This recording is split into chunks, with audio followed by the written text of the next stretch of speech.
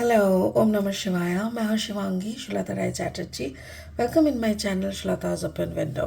Sagittarius धनु ये आपका रीडिंग है 21 फरवरी से लेके 29 फरवरी 2024 का एनर्जी के ऊपर ये रीडिंग है.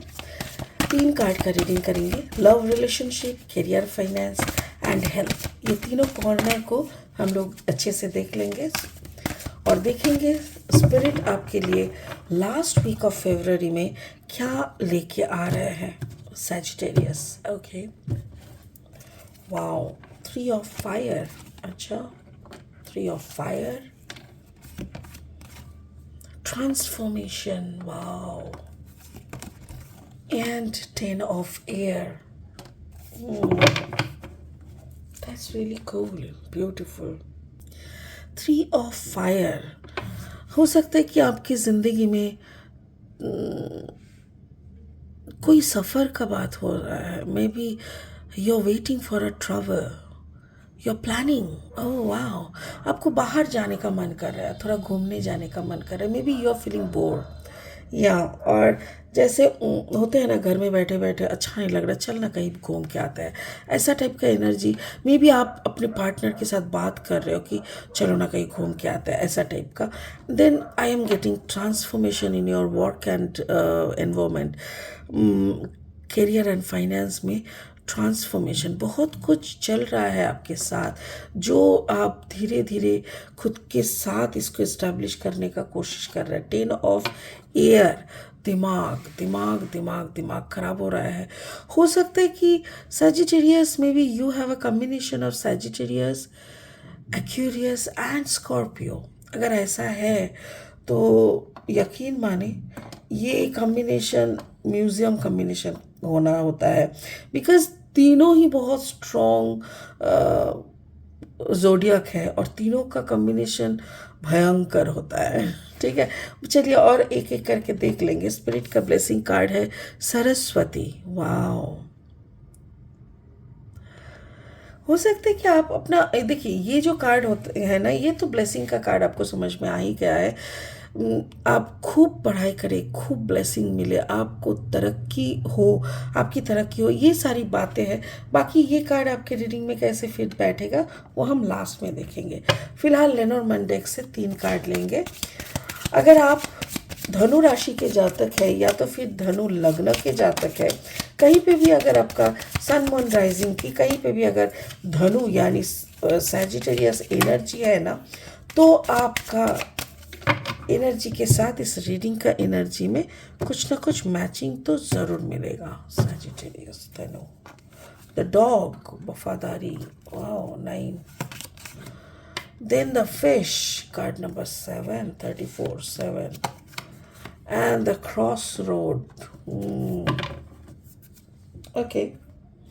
और थोड़ा सा देखेंगे और 3 कार्ड के माध्यम से थोड़ा सा और देखेंगे. ठीक है, अगर आप नए हो मेरी चैनल पे, मुझे सुनते हुए आप एंजॉय कर रहे हो, मेरी कंटेंट भी आपको यूज़फुल एंड हेल्पफुल लगता है, तो प्लीज़ मेरे चैनल को ना सब्सक्राइब करो, बेल आइकन को ज़रूर दबा देना और हाँ, लाइक कर देना, शेयर भी कर देना उन लोगों के साथ जिन लोगों को ऐसी सजेशंस पसंद है. ठीक है. 6 of cups energy, magician energy and 2 of pentacles. Wow, I am getting very heavy energy. मुझे ना ऐसा लग रहा है कुछ जैसे बहुत हेवी सा कोई एनर्जी मेरे सर के ऊपर मंडा रहा है. मुझे ऐसा लग रहा है जैसे मैं सो जाऊंगी. काफ़ी हेवी एनर्जी है. मुझे यहाँ पे इस रिश्ते में ऐसा लग रहा है जैसे ये रिश्ता ना कोई पार्टनरशिप का बात नहीं कर रहा है, बल्कि माँ बेटा या बाप बेटी, माँ बाप के साथ बच्चों का जो रिश्ता होता है ना, उसका बोल रहा है. ऐसा लग रहा है जैसे कोई माँ अपने बच्चे का इंतज़ार कर रहा है. जो माँ ने अपना ज़िंदगी का सबसे valuable years of her life उन्होंने बच्चे पे इन्वेस्ट किए. राइट, माँ इन्वेस्ट करते हैं अपना सब कुछ को त्याग करके, और वही उन्होंने किया। और उसके बाद वो जब इंतज़ार करते रहे कि now I will get my return.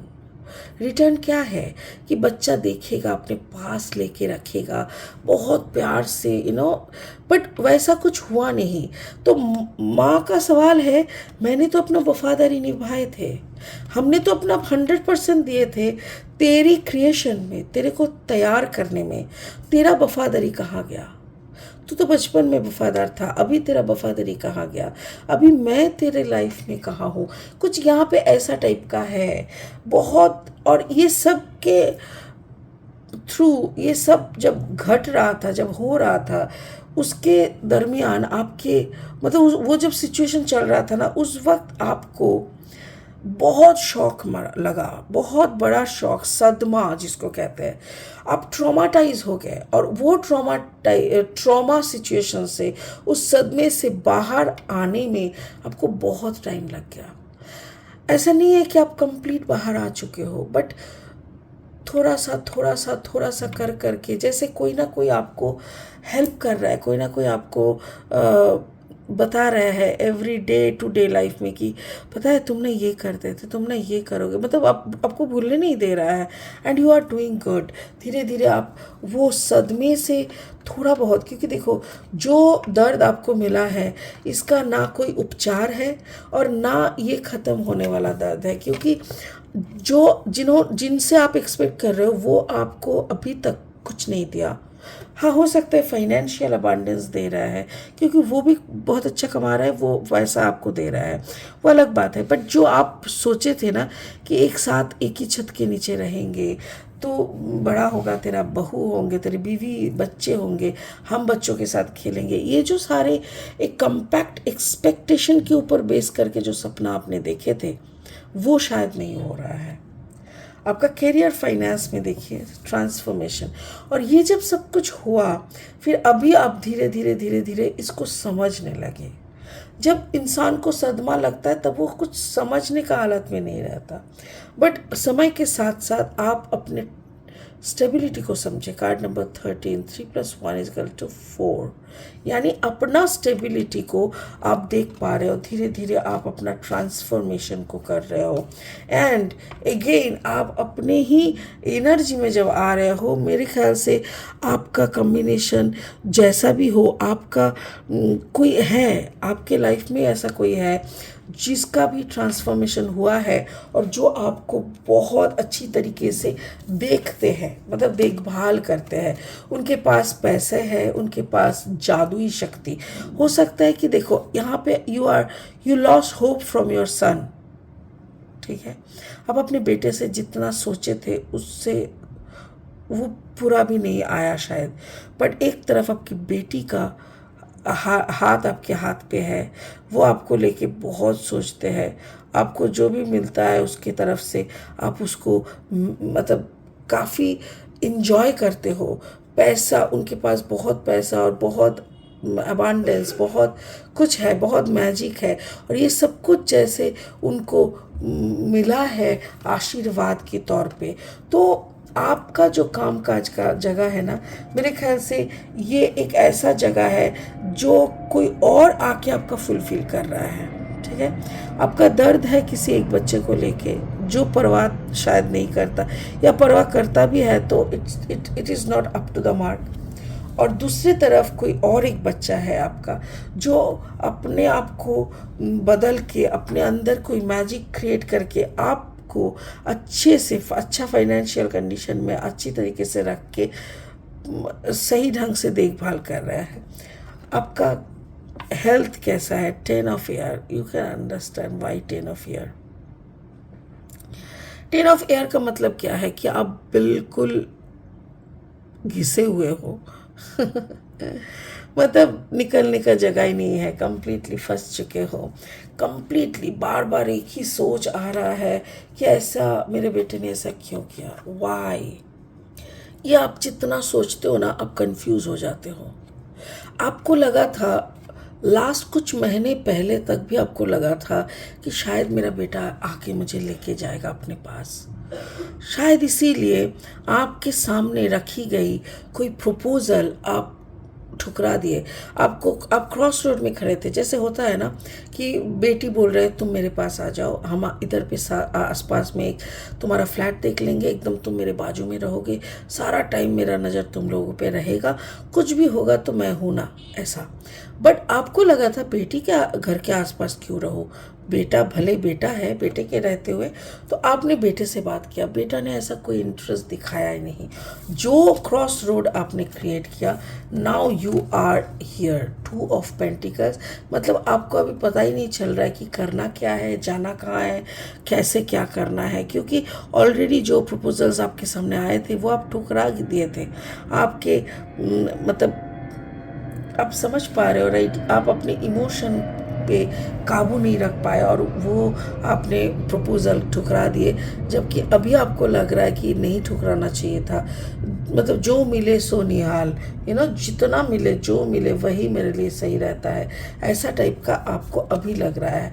आपका तबीयत इसीलिए ख़राब हो रहा है क्योंकि आप इससे पहले कंफ्यूज थे, जिसका कारण आपका बॉडी एक दर्द वगैरह होता था। अभी आपको पता है कि क्या है, बट अभी आपके ऊपर जैसे मून का प्रभाव है, लाइक मून एनर्जी आपके ऊपर काफ़ी गहरा है, तो इसीलिए आप थोड़ा सा शांत रहने का कोशिश कीजिए। जो भी हो रहा है आपका टेंशन ही आपका तबीयत खराब का मूल कारण बन जा रहा है, तो इसीलिए टेंशन करना छोड़ दीजिए। स्पिरिट का ब्लेसिंग कार्ड है सरस्वती, जैसे कि मैंने पहले बोला था कि ये जो कार्ड है ना, ये सिर्फ विद्या की बात नहीं है, ये हमारा ज़िंदगी का वैल्यूज़, राइट, मूल्यबोध बंगाली में कहते हैं मूल्यबोध। तो हमारे वैल्यूज़, हमारे सिचुएशन हैंडल करने की कैपेसिटी, हमारे अंदर की पोटेंशियलिटी, ये सब कुछ को दर्शाते हैं। तो आप अगर अपने आप को, जैसे नील सरस्वती का एक मंत्र आता है, आप अगर गूगल करोगे तो आपको मिल जाएगा।